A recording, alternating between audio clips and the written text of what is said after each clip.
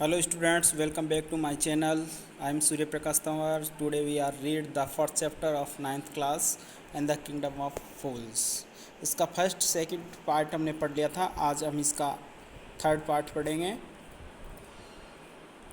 हमने पढ़ लिया था कि जब गोल्ड स्मिथ को बुलाया जाता है तो वो बताता है कि मेरा दोस्त नहीं है, ये दोस्त मर्चेंट का है, क्योंकि उसने मेरे को ज्वेलरी दे रखी, जिस वजह से मैं समय पर इस डांसिंग गर्ल की ज्वेलरी को नहीं बना पाया और इसको बार बार आना पड़ा, और इस वजह से कारीगर ने इसको देख करके दीवार को ख़राब चुना और वो दीवार ख़राब चुनने की वजह से वो व्यक्ति मर गया और दीवार गिरने से व्यक्ति मर गया.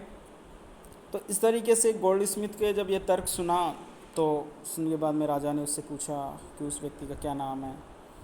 तो अब हम इसका थर्ड पार्ट स्टार्ट करते हैं. The goldsmith named the merchant and he was none other than the original owner of the house whose wall had fallen.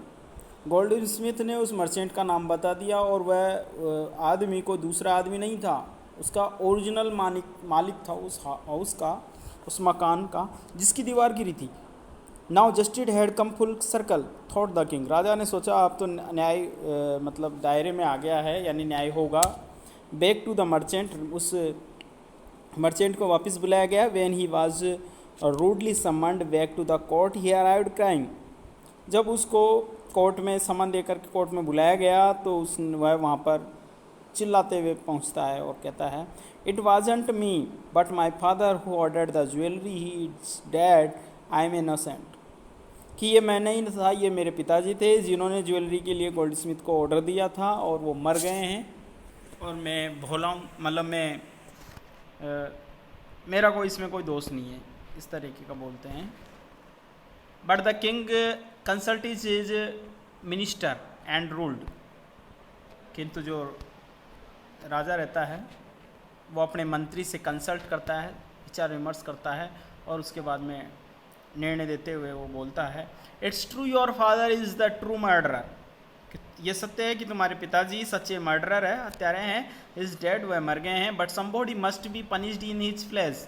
किंतु किसी न किसी व्यक्ति को तो उनके स्थान पर पनिश किया जाएगा, सजा दी जाएगी. You have inherited everything from that criminal father of yours.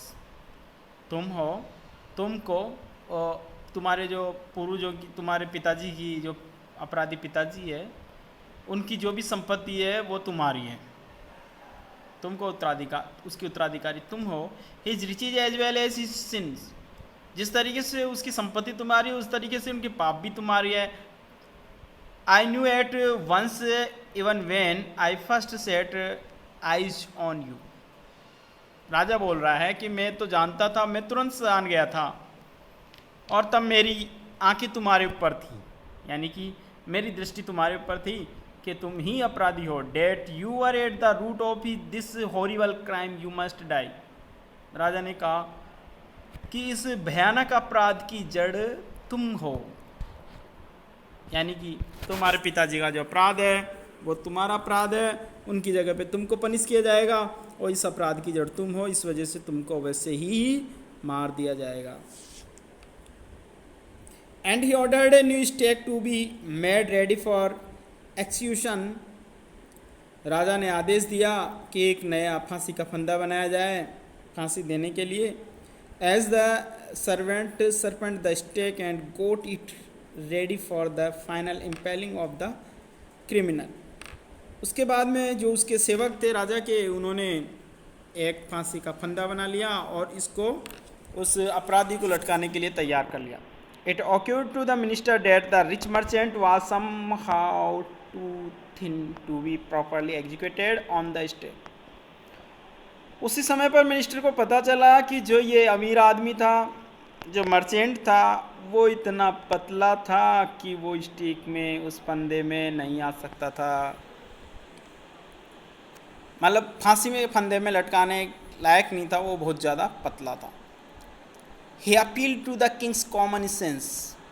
तो उसने राजा से अपील की कॉमन सेंस के लिए कि ये फांसी का फंदा बड़ा चौड़ा है और इसकी गर्दन छोटी है, इस वजह से उसने राजा से अपील की इसके लिए कि क्या किया जाए. The king's too worried about it.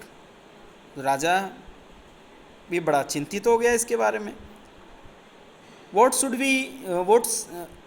Shell we do, he said, उसने कहा कि अब हमको क्या करना चाहिए। When suddenly it struck him that all they needed to do was to find a man fat enough to fit the stake. जब उस समय पर राजा जैसे स्तंभित रह गया, सन्न सा रह गया। उनको सबको आवश्यकता थी एक ऐसे आदमी को ढूंढने की जो मोटा हो, enough to fit the stake, जो फांसी के फंदे में फिट बैठ जाए, जिसकी गर्दन, यानी कि फांसी का फंदा जिसको सही दिया जा सके, ऐसा मोटा हो व्यक्ति। The servants were immediately sent all over the town looking for a man who would fit the stake. उसके बाद में सर्वेंट्स को तुरंत ही भेज दिया गया शहर में ढूंढने के लिए एक ऐसे आदमी को जो स्टेक के लिए फिट हो। And their eyes fell on the disciple who had fattened himself for months on bananas and rice and wheat and ghee. तो उन सेवकों की दृष्टि उस शिष्य पर पड़ी जो कि बहुत महीनों से अपने आप को जिसने मोटा कर लिया था, केले खा करके, राइस खा करके, घी खा करके और वीट खा करके। जब उससे कहा जाता है, उसको पकड़ लिया जाता है, तो वो बोलता है, वो सन्यासी जो रहता है, जो डिसाइपल है, शिष्य है, वो बोलता है, what have I done wrong, आखिर मैंने क्या गलत किया है। आई एम इनोसेंट, मैं तो बिल्कुल भोला वाला हूँ। आई एम सन्यासी, और मैं सन्यासी भी हूँ। ही क्राइड, वह चिल्लाया। डेट में बी ट्रू, तो उनमें से किसी ने कहा, जो पकड़ने आए थे उनमें से कहा किसी ने, हो सकता है कि सत्य हो ये बात, but it is the royal decree, किंतु डिक्री, यह आदेश है, शाही आदेश है। That we should find a man fat enough to fit the stake, हमको यह आदेश है कि इस फंदे में जो फिट बैठ जाए, ऐसे व्यक्ति को, ऐसे मोटे व्यक्ति को ढूंढने का आदेश दिया गया है। दे सेड, उन्होंने इसे कहा, and carried him to place of execution, और उसको फांसी देने के स्थान पर ले गए। He remembered his wise guru's words, उसने अपने गुरु के शब्दों को याद किया। This is a city of fools, क्योंकि उसके गुरु ने उस समय पर कहा था उससे कि यह शहर मूर्खों का शहर है, यह मूर्खों का शहर है। You don't know what they will do next, तुम नहीं जानते कि अगले क्षण वो क्या कर सकते हैं, अगले क्षण वो क्या करेंगे। While he was waiting for death, जब वह मृत्यु का इंतजार कर रहा था, ही prayed to his Guru in his heart, उसने अपने हार्ट में अपने गुरु को याद किया। Asking him to hear his cry everywhere he was,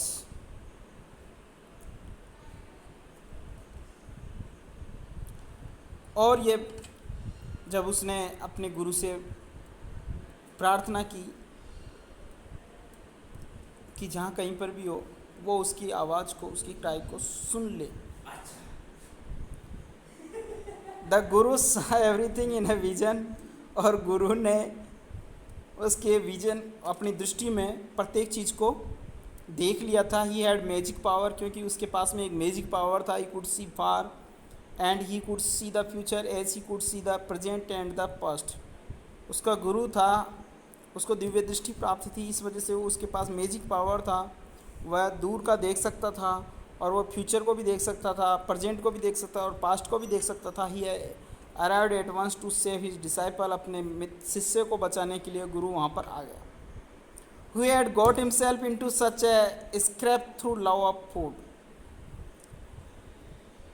वह अपने शिष्य को बचाने के लिए आ गया। वह शिष्य जिसने अपने आप को भोजन के लालच में अपने आप को फंसा लिया था, यानी भोजन से उसका प्रेम था, इस कारण से वो वहाँ पर फंस गया था।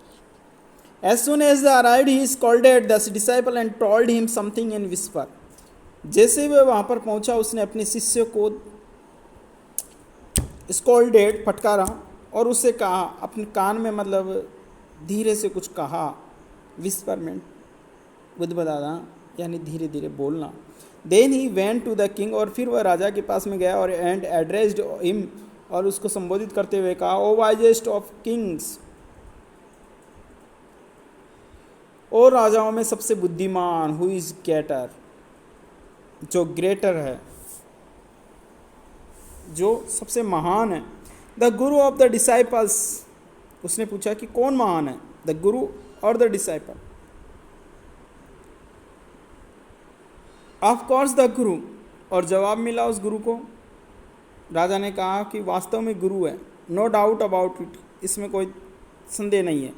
वाई डू यू आस्क, आखिर तुमने ऐसा क्यों पूछा, भाई ऐसा क्यों पूछते हो तुम।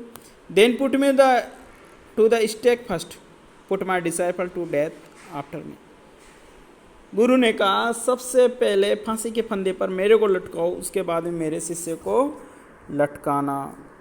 इस तरीके से देखो, गुरु राजा से बात कर रहा है और उसका शिष्य खड़ा है वहाँ पर। इसका ये सेकंड, ये थर्ड पार्ट पूरा हुआ।